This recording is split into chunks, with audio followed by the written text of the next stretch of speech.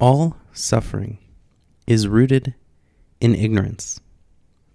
That is a level of thinking that is unexamined, unexplored, and unaware of its own limited nature. This wrong thinking is at war with reality, and so we inevitably suffer in that gap between what is real and the false notions we carry with us.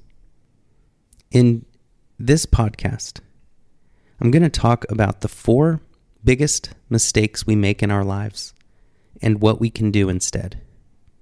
And these aren't mistakes like choosing the wrong partner or going into the wrong profession. These are the false thoughts and beliefs we have about ourselves and the world around us, and the way those beliefs manifest as choices, actions, and habits that are detrimental to our wellness, our well-being, and our health and happiness. Welcome to Path to Peace with Todd Perlmutter. I'm your host, Todd Perlmutter. Our world is a projection of our collective consciousness. The more peace we bring into our lives, the more peace we bring into this world. So let the transformation begin. If we are to be truly happy, we must recognize the thoughts which cause us to be unhappy. We must root out wrong thinking and replace it with wisdom and the clarity of awareness. The first bit of wrong thinking is something that drives most of us and most of our behavior. And that is the mindset that happiness will come later, that we must make sacrifices now at the expense of our happiness so that we can be happy later. This may be one of the greatest impediments to happiness on our planet because it does 2 things. It creates a habit of unhappiness, and it creates a habit of missing the journey, where instead we could be building the habit of enjoying our hard work. We all do this in some way, whether it's hoping for a better time in our lives to come or waiting for a difficult time to be over. It could be when dealing with loss or long hours at our job. Now, it may seem like this is fine, this is normal. We are supposed to strive when we're young and make sacrifices. And of course, we do need to put in hard work, and life always has work. The problem is when this becomes an excuse for why we're not happy. Because some people can enjoy the grind, and some people will suffer immensely. Sacrifice only feels like a sacrifice if we believe that it is a sacrifice. But if, when we are working hard, we savor the time that we are spending and we honor the fact that we are building the life of our dreams, that we are on this beautiful journey, then we can enjoy and love this process of dream making. And what a beautiful process it is. If it was easy, if we could get it while watching TV or taking a nap or using substances, then reaching our goal would not feel so rewarding. And it would just become another form of immediate gratification. When we are hiking a mountain, that feeling we get when we reach the top would not be the same if a helicopter dropped us off at the top. I guarantee that if the helicopter dropped us off at the top, we would take a few photos, but we would not fully appreciate the view. We might not even look for more than 2 seconds, except through our phone. We probably would be on our phone the whole time during that helicopter ride, and we would barely look out the window. That is the life of anyone who nothing is earned, who everything is given. But when we hike up that mountain ourselves, we look at the trees. We notice the sky. We stay connected to every step, every rock and root on that trail, or else we will stumble and fall. And so we become present. We have no choice but to make the most of our journey. We must accept it if we are going to reach the mountaintop. And it's easier and more fun and enjoyable if we can appreciate the beauty along the way. Even though, and especially when, it's hard. No one is built with an aptitude for loving a challenge and loving the process of overcoming. And no one is born without it either. We all have the ability to develop it. We can either run away from a challenge or run towards it fully, without an ounce of resistance, with our whole being. Life is work. Every day we must work to provide for ourselves and take care of others. There will never come a time when we do not have to wake up and tend to our responsibilities. But we only make it hard if we make it hard. There is no innate suffering out there. It always comes from within. If we have a physically demanding job that requires a lot of manual labor, we may hate it. But if we voluntarily work hard at the gym, we may be working physically much, much harder, but we find it much easier to enjoy. The difference is not in what we're doing. It's in why we're doing it and what we are thinking about it. And as long as we are making the present moment an excuse for why we're not happy, instead of the true and lasting source of our happiness, we will suffer forever. As long as we keep telling ourselves, just 1 more year, just 5 more years, just 10 more years of doing this job I hate, and then I'll be happy. We are blaming the present moment for our suffering. We are letting our inner story get away with present moment murder. Because truly, we are sacrificing this sacred moment where reality and life exists for a future imagined scenario that may or may not ever come. And so instead of blaming this moment, we must walk through the doorway of this sacred moment where true peace and happiness lie. This moment is not our damnation, it is our salvation.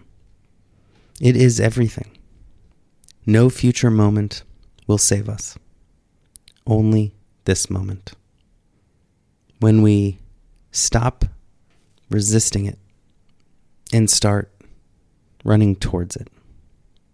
We can still work like dogs. We can work sleepless nights if we have to, but we won't do so under the false belief that the future will be better than this perfect, peaceful present moment.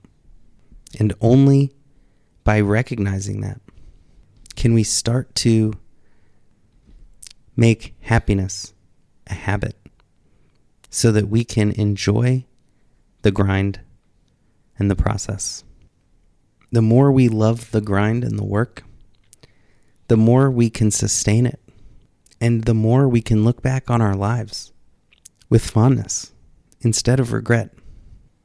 Because working 20 years and hating every minute of it only strengthens a habit of resisting this moment, of longing for some future. And by the time we reach that goal that we've built up in our mind that will make us happy, only then will we realize how hard it is to actually become present and enjoy the fruits of our labor. But if we get to work right now, developing the habit of presence and peacefulness, that will grow moment by moment. Every day will be better than the last. And by the time we reach our goals, the fruits of our labor will be all the sweeter because we will already be happy and they will just be the icing on the cake. The second common mistake in our thinking that we make comes from believing that circumstances cause happiness. Whereas the first mistake in our thinking, we believe that it's time that is making us suffer, that we need to be in a future moment. In this second instance, it is belief that if we can just rearrange things in this moment, if people could be a different way, if things were different, that we could be happy. But it is a person, a situation, a loss, or a conflict that is preventing us from being happy. If only we had more friends or money or romantic partners or a different job or lived in a different city, we could finally be happy. And so, like any other thought rooted in ignorance, we must explore this for ourselves and truly see if it is truthful or rooted in ignorance. So, if it's money or a financial loss, or thinking if we just had more, we could be happy. Are rich people happy? And the answer is not all of them.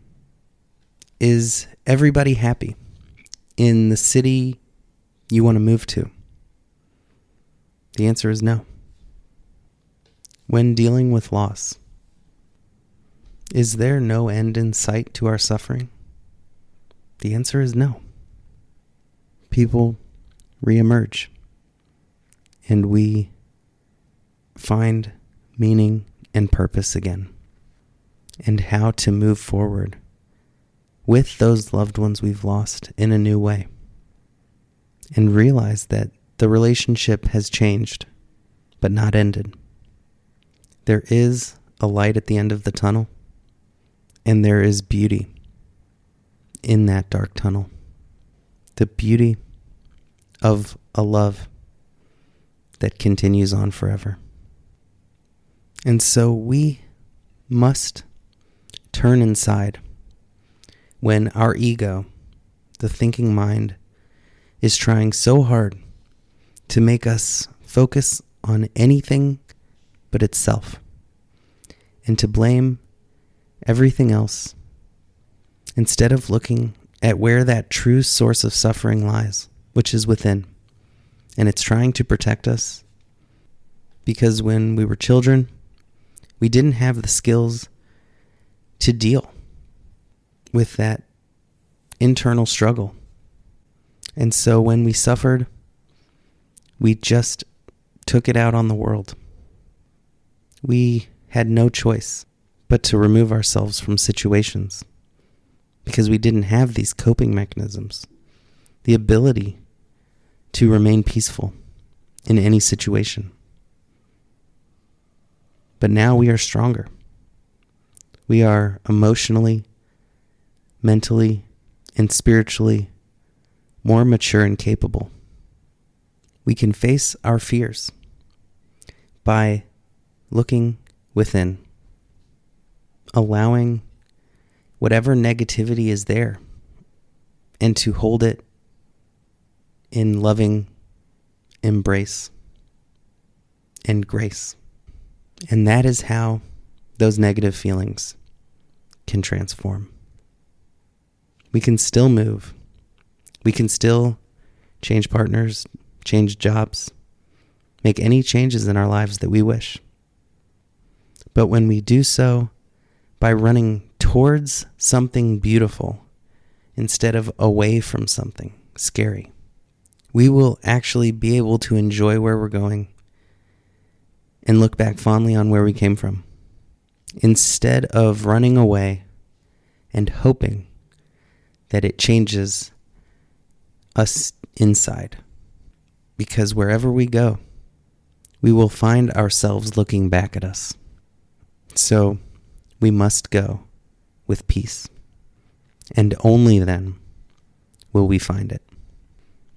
Otherwise, we will only be running our whole lives, desperate to find some utopia, and always finding ourselves.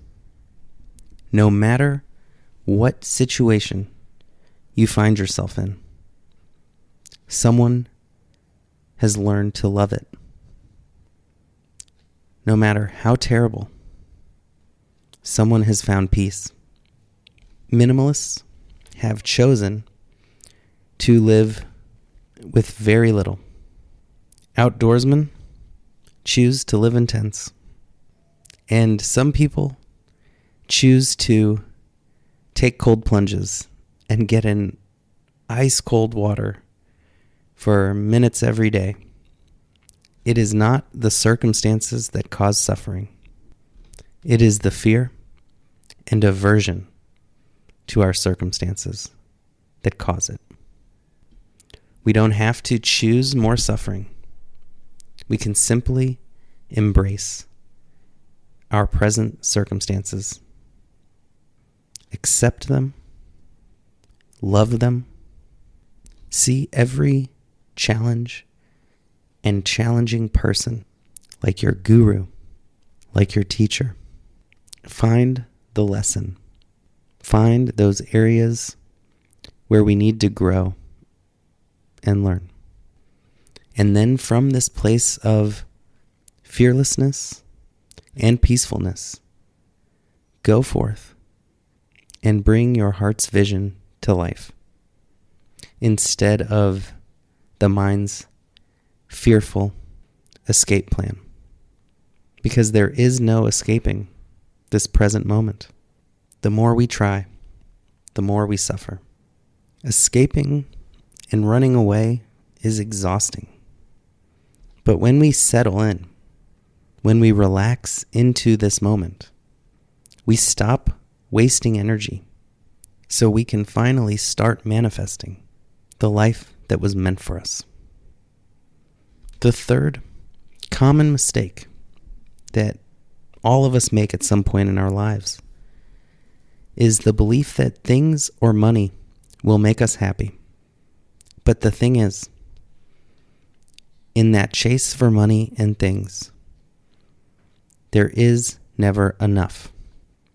Perhaps if we lived in an alternate reality where everyone spent their whole lives trying to make $1 million, and by the time you made $1 million, you had to retire. You weren't allowed to make one penny more. Then perhaps this money chasing game would be fulfilling. perhaps we could finally rest and live out the remaining years of our life in peace. But in this reality, there is no such thing as ever enough. If we play that money and material game, there is no winner. There is no moment of satisfaction.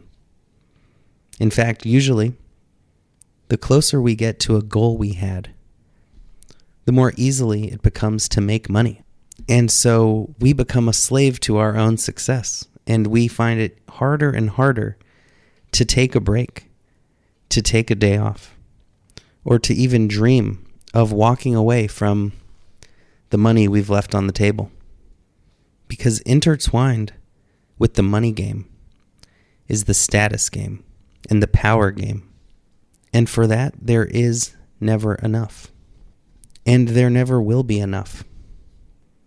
Elon Musk has not retired.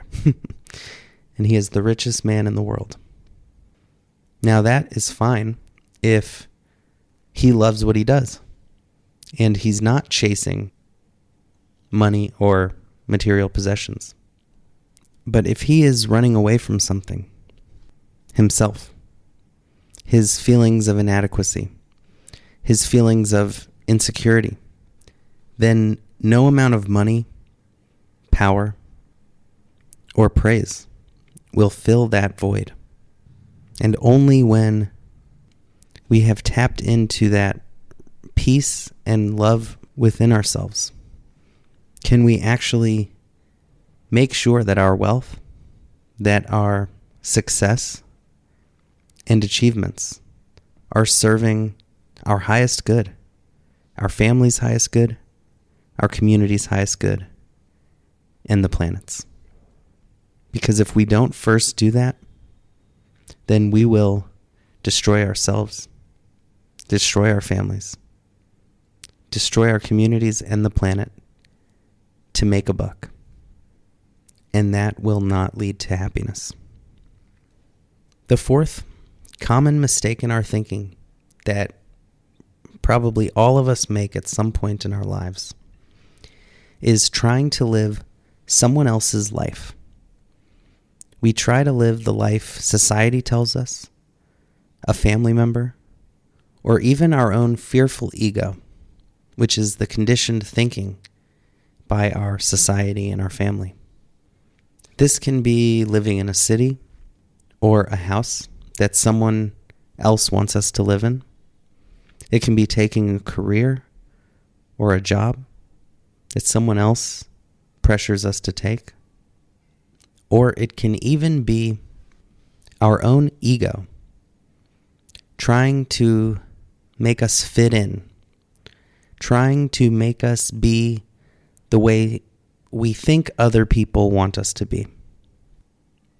And while, of course, we want to take into account our loved ones' opinions, of course, other people can share their wisdom and we may be able to gain from it. And of course, we don't want to be jerks. And we want to take the feedback that other people give us in order to be kinder. But we don't need to hide our true selves, to live someone else's dreams, or to live a small life because of someone else's fears. Everyone gets one life. The people who want us to live a certain way already had their life. Now it's our turn. As long as we are loving and kind, we can do whatever we want. That is the rule for each of us, the golden rule. We want others to be kind because we want kindness. And we want others to live their life, the one that is meant for them, because that is what we want for ourselves. That is the way to a harmonious, cooperative, and mutually flourishing world. And if anyone has a problem with it, that is their problem. And we can love and care for them but we owe it to ourselves to listen to our own heart. We may have difficult times in our life, and the people who disagree with our choices may say, "Told you so." But there is no life free from difficult challenges. Would you rather have challenges living the life of your dreams or challenges of living someone else's? So give yourself some time to quiet those thoughts so you can hear your heart's calling, so you can move beyond the conditioned thinking, which are the thoughts implanted onto us by society and the people around us. And the more you do that, the greater success you will have, because you are following your own path. And you will have no competitors, because it is your unique path. No one else will be doing what you are doing. It can be scary to go against the crowd, but that can be where the riches of life are found. You can play other people's games, or you can write your own rules. This is what every great innovator has done.